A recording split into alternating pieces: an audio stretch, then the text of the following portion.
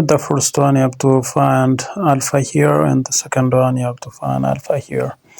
So as it is given here, alpha A is parallel to B, so this A is parallel to B, A is parallel to B. So you are requested to find alpha. So in the first problem, what you are going to do, you have to introduce, write this rule, create an auxiliary parallel line. So creating auxiliary parallel line will help you to find the value of alpha. So what you are going to do, you have to create a line, a straight line, just like this, that is passing through angle A, like this, and it is parallel to A and B. If you are referring C, that means just it is parallel A, parallel to B, parallel to C.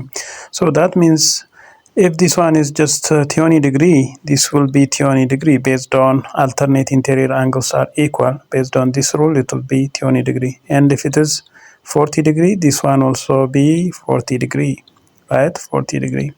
So that means alpha is just equal to 40 plus 20 degree, right? So this means alpha is 60 degrees. And the second question also the same thing. You have to create an auxiliary line that divides just 80 into two parts. So that means this is a straight line now. This straight line is just parallel to A is parallel to B, parallel to C. If you are just referring this one C, it is just the same thing, A parallel to B, parallel to C. So that means if you are creating this one, and this one will be alpha, this one is alpha, and this one will be just alpha, and this one is just, this is 50, and this will be 50, right? This will be 50 degree.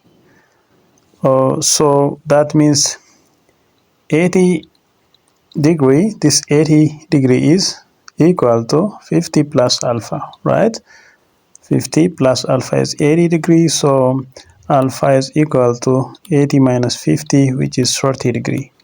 So that means this one is 30 degree and this one is 30 degree. So the answer is 30 for the second one, for the second question.